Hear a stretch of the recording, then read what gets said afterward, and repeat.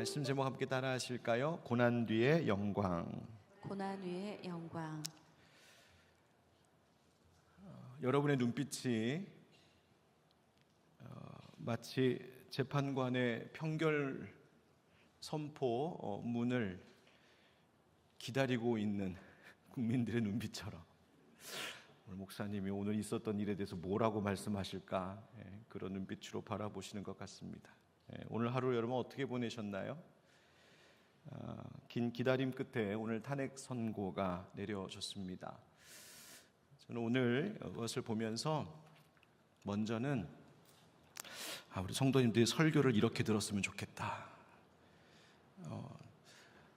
주문을 기다리는 국민들의 마음처럼 여러분 열심히 경청하셨죠? 그리고 반복해서 들으셨죠? 하나님 말씀을 우리가 이렇게 열심히 들었으면 얼마나 좋았을까, 그런 생각도 들었는데요. 재판관의 선고문이 읽혀지고 마지막 문장이 끝났을 때 한쪽에서는 환호성을 지르며 승리에 기뻐했고, 또 다른 한쪽에서는 탄식이 있었습니다. 여기 모여있는 우리들 중에도 어쩌면 이 시간까지도 서로 상반되는 생각과 감정을 갖고 있는 분들이 계실지 모르겠습니다. 어떤 마음을 가져야 할까? 다른 것은 몰라도 그리스도인으로서 두 가지 마음에 있어서는 우리가 하나가 되어야겠다 싶습니다.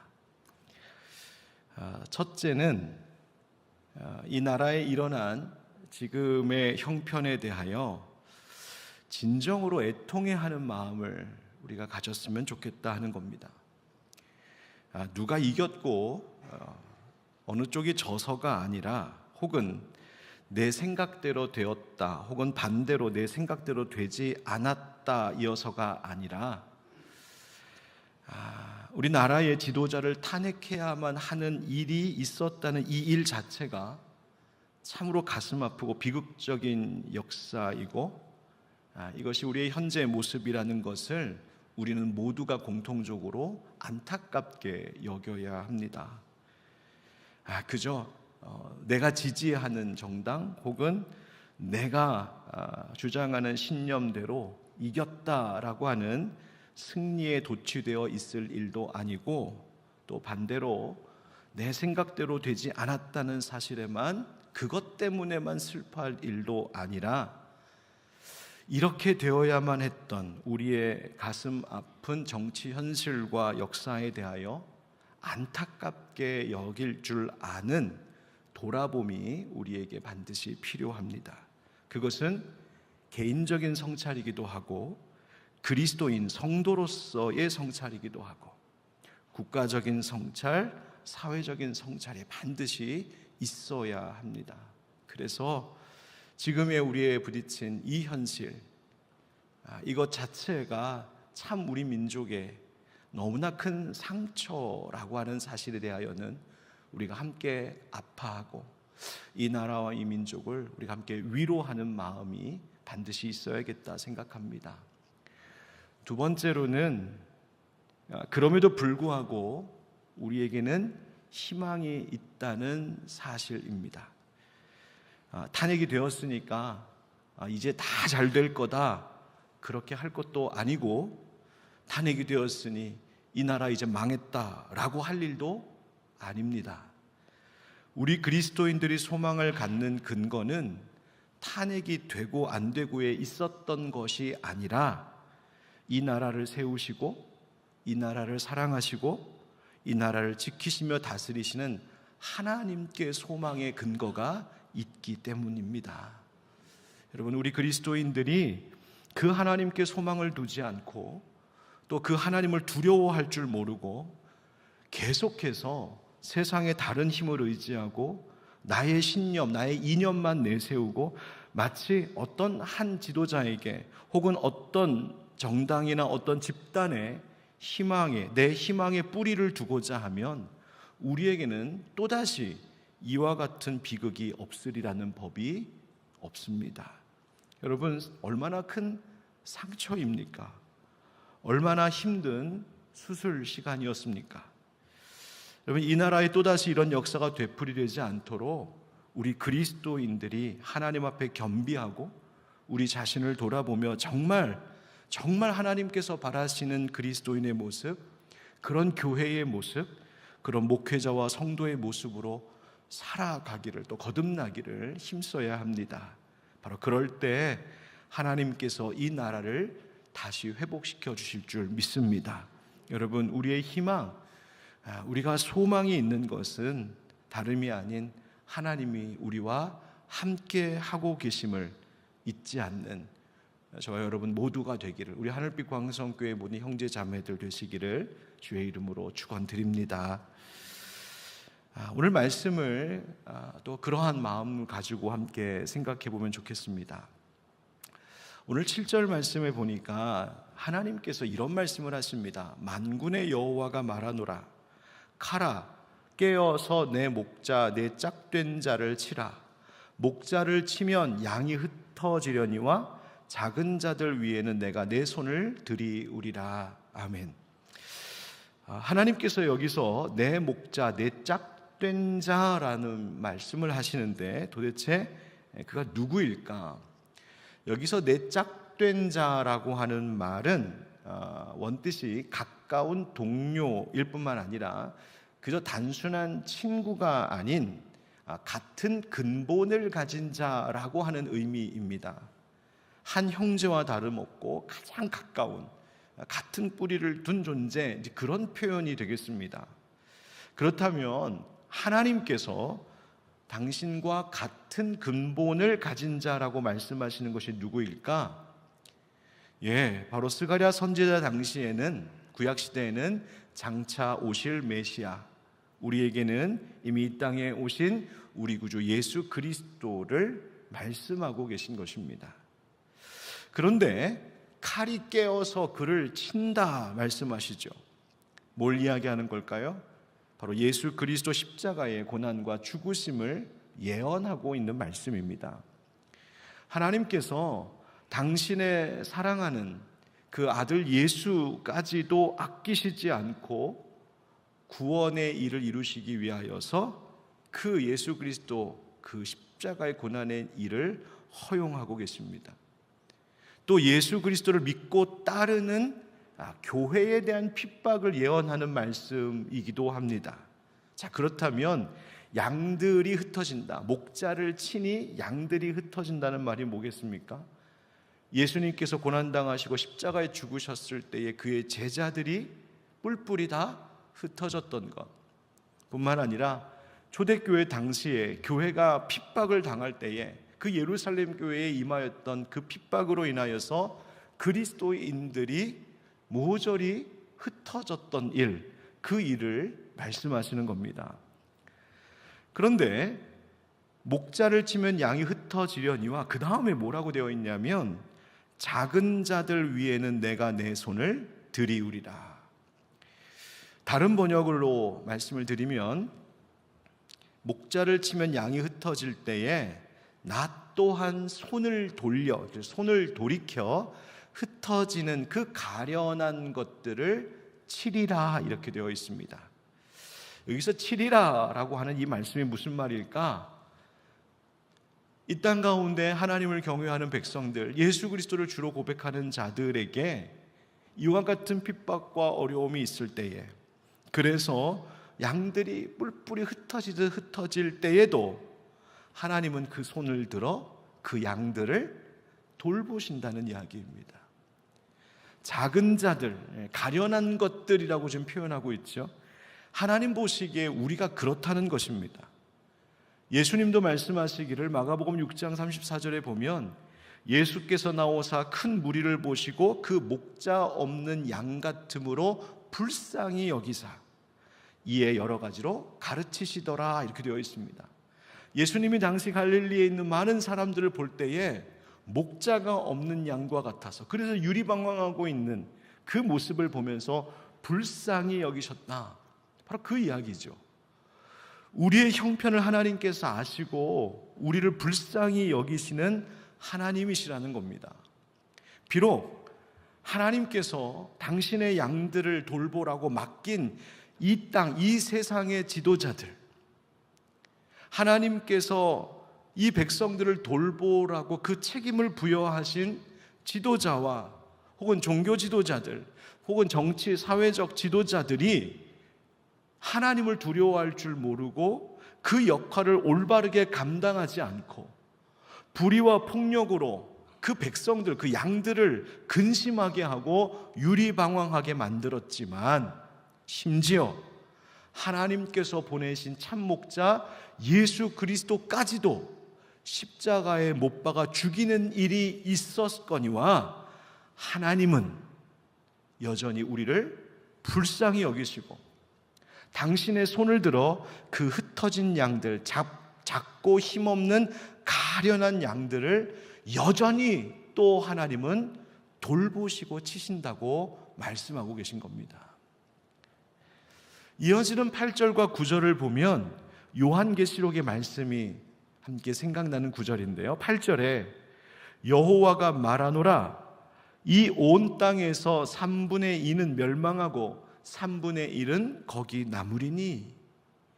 여러분, 요한계시록에 나오는 마지막 때의 그 심판의 예언을 보면 특별히 8장 9장에 7 나팔 재앙에 대한 이야기들을 가만 보면 거기에 반복되는 말 중에 하나가 3분의 1, 3분의 1 그런 말들입니다. 그게 무슨 말이냐 하면 재앙이 임할 때에 한꺼번에 하나님이 모조리 다 멸망시키시는 것이 아니라 남기시는 자들이 있다는 것입니다. 오늘 본문은 3분의 2는 멸망하고 3분의 1은 남는다. 하나님 남기시는 자들이 있다는 거예요. 그리고는 9절에 이렇게 이어 말씀하십니다. 내가 그 3분의 1을 불 가운데에 던져 은같이 연단하며 금같이 시험할 것이라. 마치 불로 은과 금을 연단하듯 재련하여 시험하듯 그와 같은 환난, 고난의 때, 연단의 때가 있을 것인데, 그러나 뭐라고 하시냐면 그것이 바로 은과 같이 금과 같이 되는 것이요.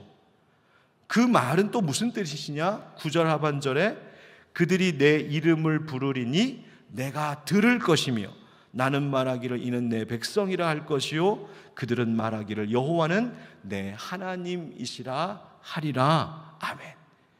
여러분, 초대교회가 딱 그랬습니다.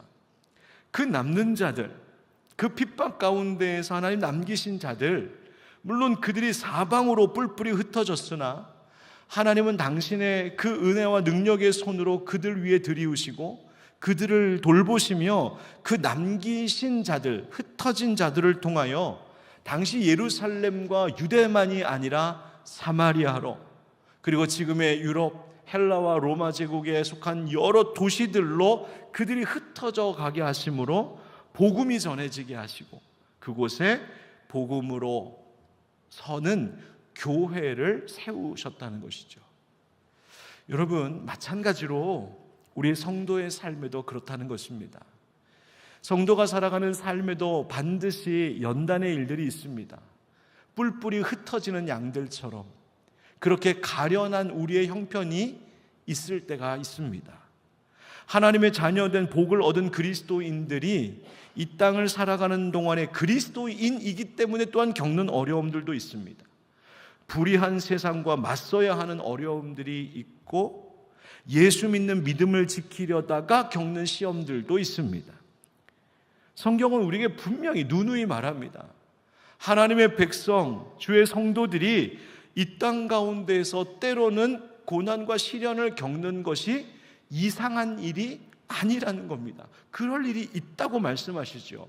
그러나 잊지 말라는 것입니다. 그 모든 연단의 시간을 통하여 하나님이 하시는 일이 있다. 우리를 은처럼 순결한 정금처럼 우리를 만드신다는 것입니다. 여러분, 지난 세 번 말씀 집회 때 강사 목사님이 설교 중에 언뜻 하셨던 말씀이 기억이 납니다. 8번 고난당하면 8K의 금이 되고 18번 고난당하면 18K의 금이 되고 24번 고난당하면 24K, 99.9% 순금된다고요. 정말 그런 것 같습니다. 우리 교회 공동체의 성도들 가운데도 그런 분들이 계십니다. 종종 어떤 분들을 볼 때마다 참 귀한 믿음을 가지신 분들을 봐요. 목사인 저도 야, 참 저분의 신앙 좋다, 부럽다. 저분의 성품, 저분의 믿음 생활하는 태도 나도 좀 배우고 싶다. 저분의 인격을 나도 좀 배우고 싶다 하는 분들이 계십니다. 그런데 어떻게 그런 것을 가질 수 있었을까? 알고 보면 많은 경우에 그와 같은 믿음, 그와 같은 성품과 인격을 가지시기까지 몰랐던 시련의 일들이 그분의 삶 속에 있었던 것을 나중에서 알게 되는 것들이 많습니다. 그것이 때로는 건강의 문제이기도 하고, 때로는 재정적인 문제이기도 하고, 관계적인 문제, 교회 안에서의 어떤 신앙생활의 문제, 혹은 가정 안에 가족들과의 문제, 일하는 일터와 사업의 문제 등등 다양한 시련과 고난의 일들을 통하여서 하나님은 그분의 성품과 인격과 신앙을 다듬으시고 순결하게 연단하시고 빚어오셨던 것을 그분의 간증을 통하여서 경험하고 알게 되는 일들이 참 많습니다. 어떻게 그런 어려움, 그런 시련, 그런 고난 속에서도 그 어려움이 그 분을 무너뜨리지 않고 오히려 순전한 은처럼, 순전한 정금처럼 그렇게 되게 하는 선 기능을 할 수 있었을까? 이유는 단 한 가지. 그 시련과 고난 속에서도 그 작은 것들, 그 가련한 양들을 여전히 하나님의 손길이 그들 위에 들이우시고 하나님께서 그들을 치셨기 때문입니다. 오히려 그래서 그 시간들을 통하여서 터져나오는 고백이 무엇이냐면 방금 읽었었던 9절 하반절의 말씀처럼 예, 그렇군요 하나님. 여호와 하나님만이 나의 참 하나님이십니다. 예수 그리스도만이 나의 산 소망이십니다라고 하는 고백이 터져나오는 겁니다. 여러분, 이 사실을 믿고 이것이 우리의 믿음, 우리의 소망이 되어야 합니다. 베드로전서 1장 6절 7절에도 보면 그러므로 너희가 이제 여러 가지 시험으로 말미암아 잠깐 근심하게 되지 않을 수 없으나 오히려 어떻게 된다고요? 크게 기뻐하는도다. 고난 뒤에 기뻐할 영광의 일들이 있다. 왜? 너희 믿음의 확실함은 불로 연단하여도 없어질 금보다 더 귀하여 예수 그리스도께서 나타나실 때에 칭찬과 영광과 존귀를 얻게 할 것이니라. 아멘.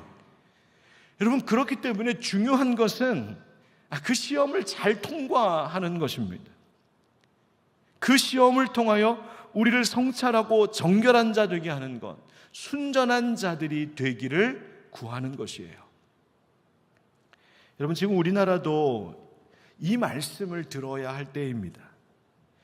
여러분, 이 힘든 시절에 우리를 흔들어 놓는 일들이 참 많고 혼란과 이 분열의 형편 속에서 우리는 하나님께서 지금 이 어려움의 시간을 지나가는 우리에게 이 어려움을 통하여서 큰 소리로 외치고 계신 하나님의 음성을 우리 민족이 들을 줄 알아야 합니다.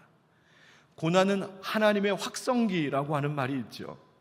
이 고난의 일들을 통하여 이 혼돈과 이 뼈아픈 이 상처의 일들을 통하여서 하나님 지금 우리에게 뭐라고 말씀하고 계시는가? 우리를 흔들어 깨워 어떠한 삶을, 어떠한 고백을 우리에게 갖게 하려 하시는가?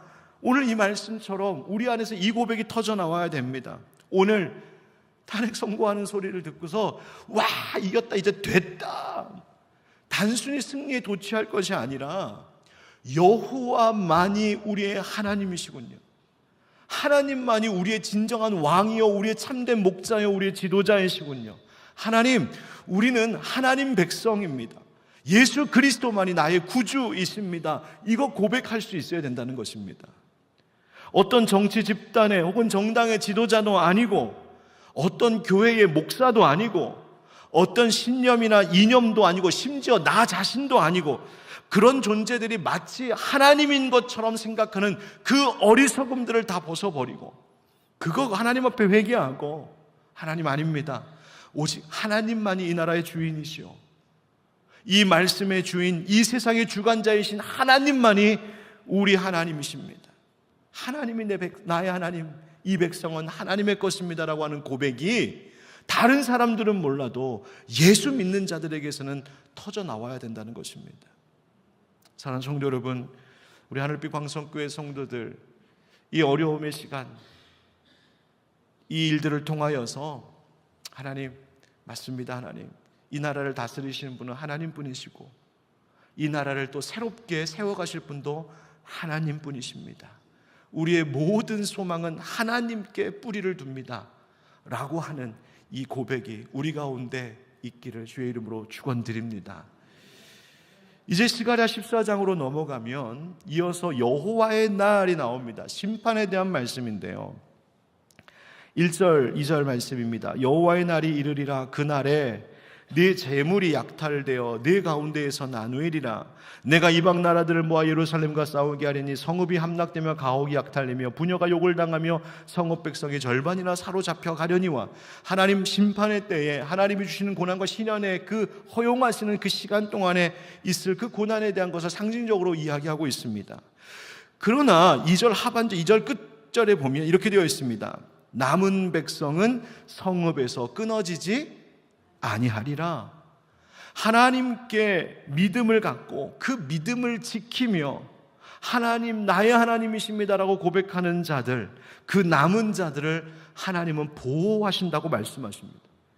그리고 하나님은 여전히 우리를 위하여서 싸우시는 하나님이시라고, 자기 백성들을 보호하시기 위하여 친히 싸우시는 하나님, 끝까지 믿음 지키는 자들을 위해 싸우시는 하나님이라고 3절에 이렇게 말씀하십니다. 그때 여호와께서 나가사 그 이방 나라들을 치시되 이왕의 전쟁 날에 싸운 것 같이 하시리라. 하나님 우리를 위해 싸우신다고요. 4절 5절에 보면 이런 말씀이 나오는데요, 그날에 그의 발이 예루살렘 앞 곧 동쪽 감람산에 서실 것이요 감람산은 그 한가운데 동서로 갈라져 매우 큰 골짜기가 되어서 산 절반은 북으로 절반은 남으로 옮기고 그 산 골짜기는 아셀까지 이를지라 너희가 그 산 골짜기로 도망하되. 이게 무슨 말인가? 또 뒤에 보면 유다 왕 우시야 때의 지진을 피하여 도망하던 것 같이 하리라 이렇게 되어 있습니다. 과거 우시야 왕 때에 실제로 역사적으로 있었던 지진입니다. 스가랴 당시의 기준으로 보면 적어도 스가랴 시대보다 적어도 250년이나 전에 있었던 지진의 사건을, 역사적인 사실을 하나님께서 다시 떠올리게 하시면서 하시는 말씀이 뭐냐면, 산이 두 쪽으로 갈라져 큰 골짜기가 생긴다는 거예요. 그래서 그 골짜기를 통하여 하나님께서 하나님의 백성들이 피할 길을 내신다는, 마치 홍해 바다를 쫙 갈라 그 길을 갈 수 있게 하셨던 것처럼 산이 두 쪽으로 갈라져 그 사이에 생긴 큰 골짜기를 통하여 피할 수 있게 하신다. 여러분, 이 말씀을 어떻게 해석해야 되느냐? 이것을 그냥 문자 그대로 해석하려 하기보다는 이 말씀의 의미가 무엇인지를 아는 것이 필요합니다. 여기에 나오는 지명도 사실은 이 시대에 정확하게 어디를 두고 하는 말인지 잘 알기 어렵습니다. 그러나 이 말씀이 의도하고 있는 의미가 무엇인지는 알 수 있어요. 하나님이 어떤 분이시라고 말씀하시는 거냐면, 산을 쪼개어 골짜기를 만드는 것과 같이 자연 현상을 동원하면서도 세상의 모든 것들을 사용하셔서 하나님은 당신의 백성들을 위하여 싸우시는 분이라는 거예요. 이 세상의 모든 것들을 동원하여서 하나님을 향한 믿음을 지키는 자들을 끝까지 돌보시고 지키시는 하나님이라고 지금 약속하시는 겁니다. 피할 길을 내시는 하나님. 그러시면서 하시는 말씀이 5절 끝에 나의 하나님 여호와께서 임하실 것이요 모든 거룩한 자들이 주와 함께 하리라. 아멘. 하나님은 끝까지 그 믿음을 지키고 하나님께만 소망을 두며 살아가는 자들과 함께 하시는 하나님이라는 거예요. 임마누엘의 하나님. 여러분, 지난 주일 설교를 기억하십니까? 시편 23편 함께 하심의 그 힘. 다윗이 고백하지 않았습니까? 사망의 음침한 골짜기를 다닐지라도 두려워하지 않을 것은, 그 다음 뭡니까? 주께서 나와 함께 하심이라. 아멘. 여러분 믿으십니까? 주님이 함께 하시니 괜찮다는 겁니다. 사망의 음침한 골짜기와 같은 일들이 있답니다. 오늘 말씀 가운데 마치 그 불과 같이 은과 금을 연단할 때 사용하는 그 불과 같은 고난과 시련의 일들이 있답니다. 우리 개인적으로도 가정적으로도 때로는 교회에서도 때로는 지금과 같이 이 나라 가운데에도 정말 불을 통과하는 것과 같은 고난과 시련의 일들이 있으나 그 사망의 음침한 골짜기를 다닐지라도 하나님 난 괜찮습니다. 왜? 주께서 우리와 함께 하시기 때문입니다. 주님이 함께 하시고 주님이 날 만져주시고 주님이 붙들어 주시고 주의 지팡이와 막대기로 나를 안위하시니 나는 괜찮습니다. 그 하나님의 임마누엘, 하나님의 함께 하심의 능력이 무엇인지를 아는 자들은 괜찮다는 겁니다. 여러분, 그뿐만이 아니라 6절 7절에 그 마지막 때에 대하여서 말씀하시는데요, 이런 표현을 쓰십니다. 6절 7절 그날에는 빛이 없겠고 광명한 것들이 떠날 것이라.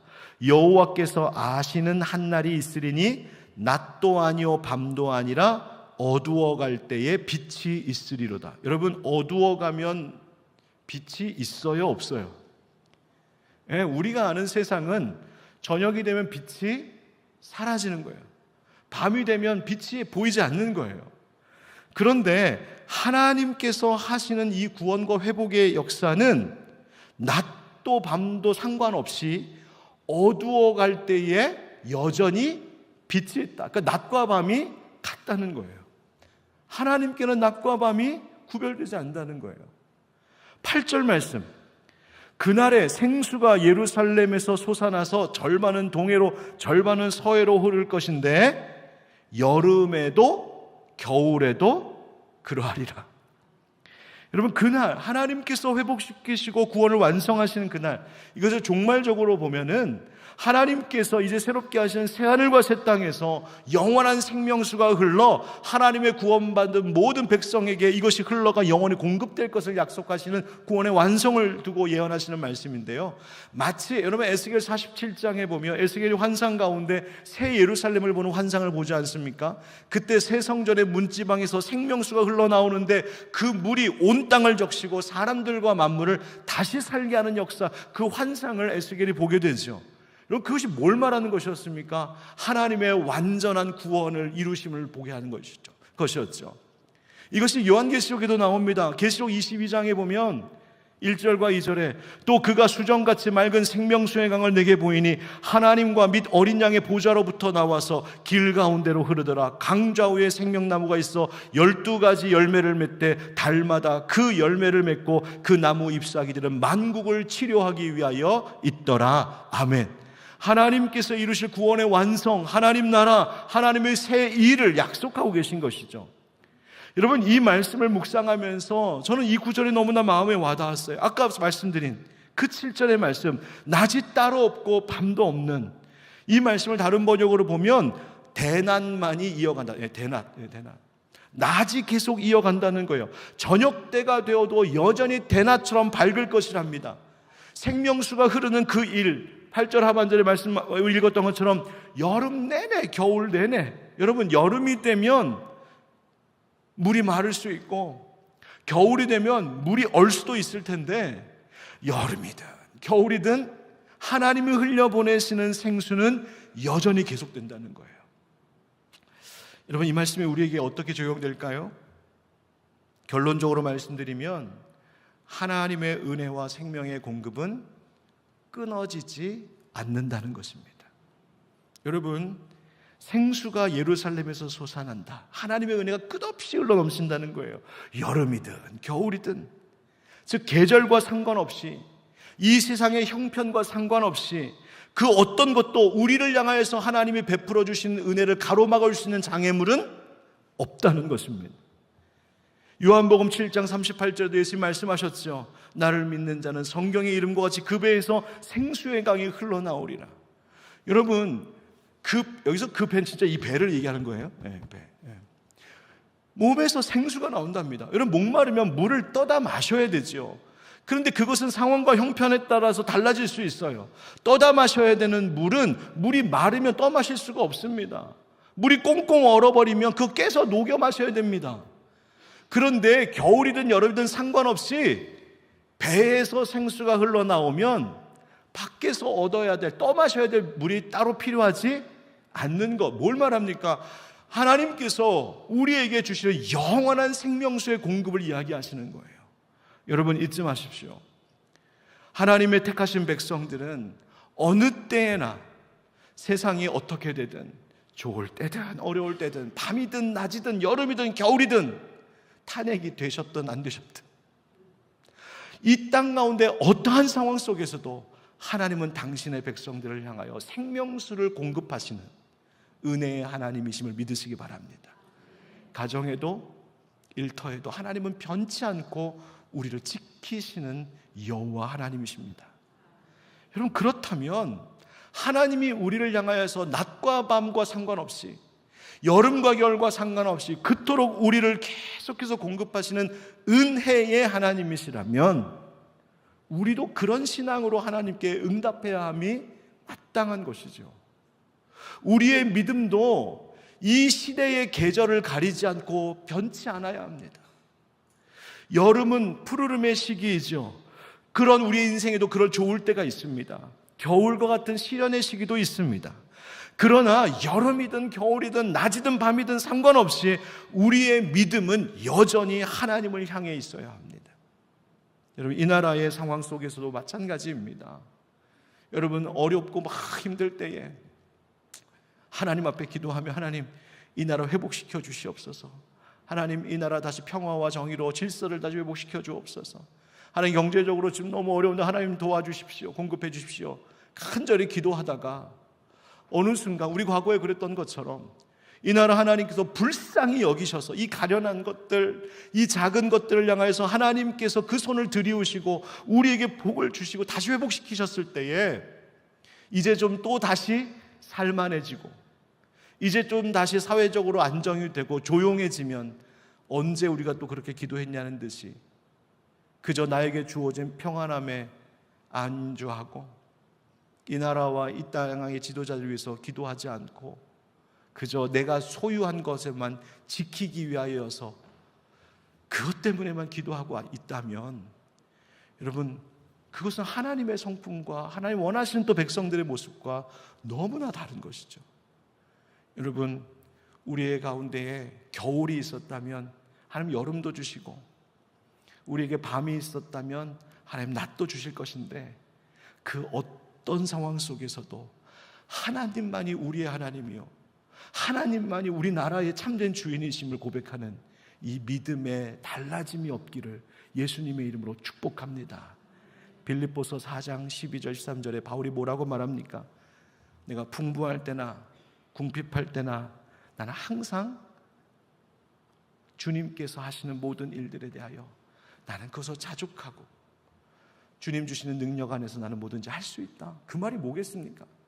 나의 무한한 능력을 자랑하는 것이 아니라 밤이나 낮이나 겨울이나 여름이나 변치 않는 하나님을 향한 믿음, 나도 변치 않고 갖겠습니다. 그 고백이었습니다. 사랑하는 성도 여러분, 우리의 신앙이 한철 신앙이 되지 않도록, 우리의 신앙이 그저 힘들 때만 하나님 바라보고 좀 편안해지면 또다시 흐지부지 되는 그런 신앙이 아니라 이 나라의 형편, 또 우리의 삶의 여러 가지 상황 속에서도 변치 않는 하나님 닮은 그런 일관된 믿음의 사람들 될 수 있기를 주님의 이름으로 축원드립니다. 오늘 말씀을 결론 맺으면 이런 이야기입니다. 먼저는 우리 성도들에게도 시련과 고난의 일들이 있다. 그러나 그것을 통하여 하나님이 우리를 정금과 같이 하신다는 것이죠. 우리의 개인도 교회도 나라도 하나님이 고난의 일들을 통하여 하나님이 뜻하신 선한 일을 이루어 주실 줄 믿습니다. 그러므로 그 시험 잘 통과해야 됩니다. 그때에 하나님 바라봐야 됩니다. 그때에 우리 자신을 돌아보는, 그리고 돌이키는 깨달음이 있어야 됩니다. 그리고 그 고난의 뒤에 하나님이 예비하신 새 일의 영광이 있음을 믿으시기 바랍니다. 그것은 하나님 우리에게 주시는 그 회복과 은혜는 낮과 밤의 구별이 없고 여름과 겨울에도 여전히 흐르는 물과 같이 영원한 것이니, 하나님 우리도 세상의 형편과 상황 때문에 이랬다 저랬다 흔들리는 변덕스러운 믿음이 아니라 하나님이 변함없으시듯 우리도 하나님께 그 중심을 둔 믿음에 변함이 없는 하나님 우리가 될 수 있게 해달라고, 그런 우리 교회가 될 수 있게 해달라고 함께 기도할 수 있기를 주의 이름으로 축복합니다. 아멘.